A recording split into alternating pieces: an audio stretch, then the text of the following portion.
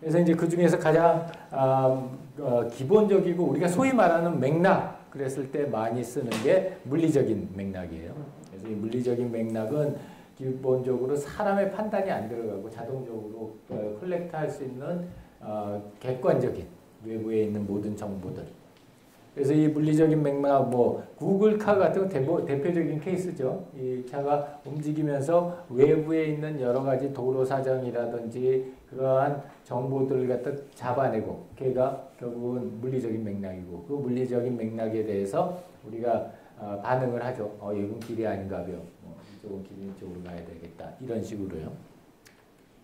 자, 그래서 그런 물리적인 맥락이 사용되는 뭐 여러 가지 종류들이 있지만 대부분 가장 많이 사용하는 것 중에 하나가 시간이에요.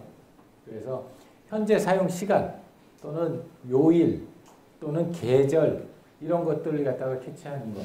이건 뭐 그다지 어렵지 않죠. 특히 이제 모바일 기계 우리나라처럼 그 싱크가 되는 모바일 기계들은 대부분 아주 정확하게 타임 로그가 잡혀요. 그래서 그런 물리적인 시간들은 이제 그런 정보들을 갖다 우리가 주로 사용하고, 물리적인 위치는 뭐 좌표나 고도, 여러분들 GPS 사용하면 자동적으로 잡히고, 뭐 공간의 현재 분할이라든지 공간 구성이라든지 어떤 혼잡도라든지 움직임이라든지 동선이라든지 이런 것들이 우리 물리적인 정보, 위치의 정보로서 잡히고요. 기타 뭐 조명이라든지 온도라든지 소음이라든지 먼지라든지 이러한 것들도 앞에 두 개처럼 자주 사용하는 맥락 정보는 아니지만 나름대로 많이 사용하려고 하는 맥락 정보들이고요. 그래서 얘네들 가지고서 실제로 적용하게 되는 서비스들이 굉장히 많아요. 뭐 여러분들도 지금 기억하겠지만 어떤 게 있을까? 이런 물리적인 맥락들, 물리적인 시간을 사용하는 서비스. 어떤 서비스들이 있을까? 어떤 디바이스들이 있을까? 사람이 어떤 시각에 이걸 사용한다, 어떤 요일에 이걸 사용한다, 어떤 날짜에 이걸 사용한다, 그거를 캐치하고 그거에 맞는 정보나 기능이나 어떤 피드백을 주는 그런 제품들. 상호. 그 왜 소식 같은 거 알려주는 앱 있잖아요. 보통 아침 한 7, 8시에 알림을 주거든요. 이게 보통 사람들이 아침에 일어나는 시간대에 정보를 받아본다는 맥락을 활용한 게 아닌가. 그렇지. 걔네들이 주로 오전 아침 일어날 때쯤 해서 뿌려주지. 네이버 웹툰 같은 것도 모든 거는 툰으로 통한다 이거지. 그러니까 그날 딱 이렇게 웹툰에 딱 들어가면은 사람들이 그날 이제 올라온 그런 웹툰을 보고 싶어 한다는 그런 맥락을 잘 파악을 해서 그날 것들이 이제 우선적으로 뜨게끔, 그날 시간에 맞춘 것들이 뭐 우선적으로 뜨게. 또요. NFC 태그 기능 같은 경우는 사무실 운전자 그렇지. 모두가 기본적으로 제공이 되잖아요. 자동차 운전석 옆에 이렇게 태그를 사용했을 경우에 그 핸드폰을 거기 태그에 갖다 대면 자동차 환경에 맞게 내비게이션이 켜진다거나 음악이라든지 이런 것들이 세팅이 되는. 맞아요. 아주 좋은 예고. 우리 학교에서도 지금 이 학교 전체를 갖다가 NFC 기반의 스마트 캠퍼스로 바꾸려고 하는 프로젝트를 학술 정보 원장이 한대. 지금 열심히 기획을 하고 있고 돈을 지금 끌어오려고 노력하고 있어요. 자, 그 다음에 그런 케이스들이 뭐 여러 가지 있죠. 플리커 같은 경우에도 우리 현재 찍은 위치가 어디냐, 그리고 또 우리 엑시프 데이터라고, 내가 사진을 워낙 좋아해서 이 사진 얘기가 많은데, 엑시프 데이터 보면은 어느 장소에서 어느 시간에 어떤 렌즈를 가지고 어떤 포커스를 해서 어떤 조리개 값으로 찍었다, 이런 게 다 잡히니까 이런 것들이 맥락적인 정보들이라는 거고요. 그런 정보들을 이용하는 게 뭐 요새 페이스북이나 플리커나 이런 소셜 미디어들에서 이런 정보나 시간을 캐치하고 그걸 가지고서 이용하려고 하는 움직임들이 굉장히 많잖아요. 그래서 이제 그런 의미에서 보면은 물리적인 맥락 정보들이 비록 굉장히 값싸게 많이 돌아가긴 하지만 그것만 제대로 활용해도 굉장히 재미있는 제품이나 서비스가 만들어질 그 여지가 굉장히 많다는 거죠. 두 번째는 사회적 맥락이에요. 사회적 맥락이라는 건 사람과 사람 간의 관계. 그 관계의 내용을 가지고서 이게 어떤 맥락이다라고 하는 거, 어떤 맥락이라는 걸 찾아내는 거고, 이것도 역시 시간과 장소 그리고 이제 기타 해가지고 나눠진다면, 시간적인 입장에서 보면 뭐 대표적인 경우가 일하는 시간이냐 노는 시간이냐, 아까 얘기한 것처럼 NFC를 갖다가 우리 일하는 시간 다 일하는 모드, 쉬는 모드 이렇게 정해놓게 되면 그거에 따라서 그 사람들이 가지고 있는 정보기기의 기능들이 변하는 것처럼, 이 사회적 시간 맥락도 일하는 시간이냐 노는 시간이냐, 아니면은 내가 얼마나 지금 시간적인 여유가 많냐 적냐 이런 것들 가지고서도 정해질 수 있고요. 그 다음에 사회적인 위치 맥락은 우리가 플레이스라고 그래요. 플레이스라고 그래서 뭐 집이냐 학교냐 직장이냐 그에 따라서 다를 거고, 내가 이게 얼마나 프라이빗한 장소냐 아니면 퍼블릭한 장소냐에 따라서 다를 거고, 이게 그 정보를 실제로 가지고 있는 위치에서부터 얼마나 떨어져 있는 장소냐 이런 거에 따라서 또 나눠지겠죠. 계층 구조나, 그러니까 이거는 사회적인 계층 구조를 말하는 거예요. 그러니까 직장이라고 하면 직장의 하이라키에서 얼마나 위에 있느냐 밑에 있느냐, 업무 분담이라고 하면은 내가 실제로 어떤 일을 갖다 어떻게 분담되어 있는 조직에서 있느냐, 어떤 표준이 있느냐 이런 것들도 사회적인 맥락으로 다 치고요. 그래서 이런 것들 잘 사용하고 있는 그런 애플리케이션들도 또는 제품들도 굉장히 많이 있죠. 사회적인 맥락을 잘 쓰는 제품이나 애플리케이션이나 서비스 어떤 게 있을까? 현식이. 이런 거 쓰겠습니다. 저는 카카오톡 배경, PC 배경이니까 그거 엑셀 같이 돼 있는 거 나온 거 있는데 원래 사무실에서 그렇게 쓰라고 만들어줬는데 그렇다고 생각했어요. 그러게. 그 연구실에도 띄어져 있는 것 같아요.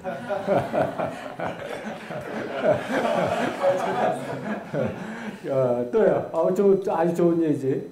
그래서 여기 보면은 우리 지난 학기에 낸 사람들이 나는 이 두 가지가 참 좋았댔어요. 가짜 전화, 이거 요새 여러분들 써요? 가짜 전화? 여러분들은 직장 생활을 안 해서 가짜 전화 쓸 기회가 별로 없을 것 같은데, 회식 갔을 때 빨리 빠져나오고 싶을 때 8시 반에 가짜 전화 맞춰놓으면은 8시 반에 전화가 오잖아. 그래가지고 엄마 어디야? 병원? 왜 거기 갔어? 막 이러고서 이거 어떡하죠? 엄마가 갑자기 배워가지고 병원에 가셨다는데요. 제가 가봐야 돼. 저 혼자뿐이 없는데 이게 가짜 전화인데, 그러니까 이거는 어떤 맥락이냐, 사회적 맥락이 말하자면 계층 구조, 위계 질서가 굉장히 명확하게 써져 있는 그런 사회적인 맥락일 때 유용하게 사용할 수 있는 그런 서비스라는 거죠. 오른쪽에 있는 카카오톡은 여기는 나쁜 케이스인데 이게 정말 그런지 모르겠는데 난 카카오톡을 안 써요. 난 카톡을 안 쓰기 때문에 잘 모르는데 카톡 때문에 깨지는 커플이 많대. 카톡 때문에 깨지는 커플이 많은데 가장 많이 깨지는 이유가 받는데도 씹는 경우, 자주 씹히는 경우, 그런 경우가 이렇게 자주 반복되면 깨진다고 그러더라고. 그래서 나는 하여튼 안 쓰는데 요새도 그래? 어때? 요새도 그래? 이제 이런 게 본래의 목적과 다르게 사용하는 케이스가 되죠. 그래서 이런 것들도 이제 우리나라라고 하는 환경, 또 우리나라라고 하는 사회적인 그런 맥락, 그런 거에서 많이 활용될 수 있는 그런 케이스라고 보면 될 것 같아요. 세 번째가 이제 문화적 맥락인데, 문화적인 맥락이라고 하는 거는 사실은 굉장히 러프한 개념이에요. 그래서 어떤 한 집단에 속하는 사람들과 다른 집단에 속하는 사람들을 구별하게 하는 어떤 사고방식 또는 가치관, 이거 상당히 좀 애스트랙트한 개념이죠. 그래서 이런 문화, 컬처라고 하는 것도 이제 그런 케이스고, 그래서 이 종류를 문화적 시간, 문화적인 장소, 그 다음에 이제 문화적인 맥락으로 나눠주면, 이 시간적인 문화적 맥락은 이 타임 퍼셉션이라는 것도 아주 대표적인 문화 맥락이에요. 그러니까 어떤 데는 왜 한 번에 여러 개 해야지 직성이 풀리는 그런 문화가 있잖아요. 우리나라 문화 같은 경우. 그러고 반면에 이제 한 번에 여러 개 하면은 굉장히 신뢰가 되는 문화. 그러니까 나도 놀란 것 중에 하나인데, 내가 그 출장 가가지고 우리 독일 친구랑 같이 이렇게 밥을 먹을 기회가 있었는데, 우리 습관상 한국에 있었을 때는 습관상 밥 먹을 때 핸드폰을 꺼내가지고 테이블 위에 올려놔. 이게 무슨 얘기냐면, 오면 언제든지 내가 답변하겠다. 비록 내가 너하고 밥을 먹긴 하지만 난 너한테 100% 내 어텐션을 주는 게 아니라 한 50%만 주고 나머지 50%는 나를 갖다가 필요로 하는 모든 사람한테 주겠다. 이런 메시지가 될 수도 있잖아. 되게 불쾌하게 생각하더라고. 밥 먹는데 테이블 위에다가 핸드폰 그것도 위로 딱 켜가지고 놔두니까. 그래서 나한테 정장을 하고 물어보는 거야. 너 어떻게 인간이 이렇게 변했냐. 아니 우리나라에서 항상 이래. 그러고서 미안 그러고 내려놨는데, 이제 그런 것처럼 한 번에 여러 가지 일을 하는 게 용납이 되는 문화가 있고, 한 번에 한 가지 일만 하는 걸 갖다가 굉장히 미덕으로 또 하는 문화가 있다는 거죠. 그 다음에 두 번째는 이 타임 오리엔테이션이에요. 타임 오리엔테이션이라고 하는 거는 우리가 일반적으로 미래지향적인 사회 또는 미래지향적인 문화가 있고, 또 일반적으로 과거지향적인 그런 문화들이 있잖아요. 그래서 만났는데 주로 그때 좋았어. 뭐 이런 얘기 나오면 이건 상당히 과거지향적인 문화인 거고, 우리 내일 뭐 할까? 뭐 이러면 상당히 미래지향적인 문화가 되는데, 의외로 이런 것들도 문화별로 큰 차이가 난다고 해요. 그래서 이런 두 가지가 있고요. 위치적인 문화 맥락에서 보면 권력거리라는 게 있어요. 파워 디스턴스라고 하는 건데, 파워 디스턴스라고 하는 건 뭐냐? 나하고 상대방하고 권력이 얼마나 다르다라고 하는 거를 인정하느냐 안 하느냐. 우리나라는 어떨 것 같아? 인정하는 것 같아? 뒤에서 욕하고. 뒤에서 욕하고. 우리나라는 이 파워 디스턴스가 굉장히 좁아요. 문화인류학자들이 이렇게 찾은 거에 의하면 우리나라는 만인평등. 네가 얼마나 돈을 많이 가지고 있고 네가 얼마나 잘났는지 모르지만 밥은 나랑 똑같은 거 먹잖아. 그러니까 우리나라가 가지고 있는 이 파워 디스턴스는 겉으로 보기에는 인정하는 것 같긴 한데, 지금 얘기한 것처럼. 근데 실제적으로는 굉장히 낮다는 거예요. 파워 디스턴스가. 반면에 파워 디스턴스가 굉장히 높은 나라들도 있어요. 인도 같은데. 이런 데는 파워 디스턴스가 굉장히 커요. 그래서 그런 걸 충분히 이렇게 용납하고, 쟤랑 나랑은 워낙 태어날 때부터 다르게 태어나는데 이런 게 가능한 나라라는 거고요. 그 다음에 이제 우리 일반적으로 얘기하는 개인주의, 집단주의. 인디비주얼 위주로 하는 거냐, 컬렉티비티를 중요하게 하는 거냐, 또 남성주의, 여성주의 이런 것들도 문화적인 맥락에서 중요한 맥락으로 사용이 되고요. 그 다음에 이제 기타로서 중요한 맥락으로 불확실성 회피 성향이라는 게 있어요. uncertainty avoidance. 그래서 각 나라별로 또는 문화권별로 어떤 데는 이 uncertainty를 갖다가 참 덤덤하게 그래 내일 나 죽을 수도 있어 이렇게 생각하는 나라가 있는가 하면, 어떤 나라는 이게 지금 오늘이 10원인데 내일 11원이 될 수도 있어, 죽여버리겠어 그러면 막 이렇게 하는 나라들도 있다는 거예요. 조금이라고 하더라도 언서튼티를 갖다 수용하지 못하는. 우리나라는 어떨 것 같아요? 우리나라는 언서튼티 어보이던스가, 그러니까 언서튼티를 수용할 수 있는 레벨이 꽤 높아요. 사실은 우리가 잘 모르지만 우리 60km 위에 저 빨간 세력들이 있잖아. 그래서 우리 별로 이렇게 사는데 별 지장 없이 살잖아. 전체 원전의 90%가 불량 케이블을 썼다는 걸 알아도 우리 집에 방사능 피폭 옷 사러 안 가잖아. 그러니까 uncertainty라고 하는 게 우리는 어느 정도 나름대로 내성이 생긴 거예요. uncertainty에 대해서. 근데 이제 그게 굉장히 낮은 나라, 예를 들어서 일본 같은 나라 이런 데는 uncertainty가 avoidance 하려고 하는 성향들이 굉장히 크죠. 그리고 암시적인 문화, 명시적인 문화 이것도 굉장히 중요한 차이예요. 그러니까 이런 거예요. 이 암시적, 명시적의 차이는 뭐냐면 뭐 이렇게 이 정도 얘기했으면 알아야지 뭐 이런 거 있잖아.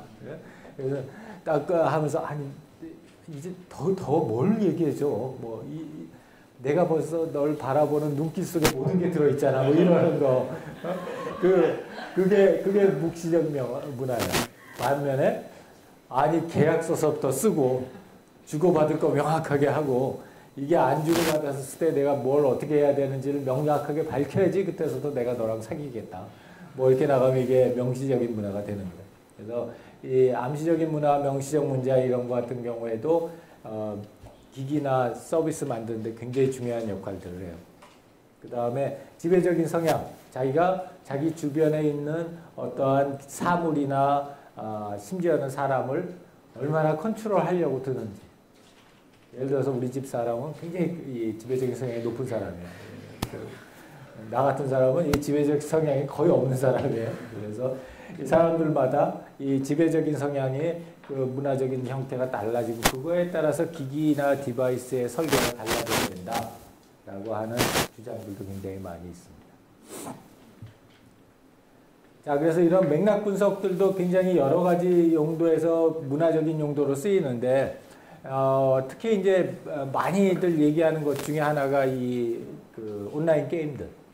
온라인 게임들을 보면은 그 나라의 사람들이 수용할 수 있는 문화적인 수용도의 차이를 매우 극명하게 보여준다고들 그래요. 그래서 특히 이제 온라인이나 사이버 상황에서의 문화적인 성향을 갖다가 연구하는 사람들이 이런 온라인 게임 문화를 많이 봐요. 그래서 예를 들자면 리니지하고 헤일로의 차이. 그러니까 리니지라고 하는 그 게임과 헤일로라고 하는 게임 그 자체의 차이도 있지만 리니지에서 벌어지는 사람들의 행태와 헤일로에서 벌어지는 사람들의 행태가 굉장히 다르다는 거예요. 그래서 그 다름이 어디서 나오느냐? 사람들이 가지고 있는 문화적인 성향의 차이에서 나온다는 거예요. 자, 거기까지가 이제 문화에 대한 얘기를 했어요. 세 가지 문화.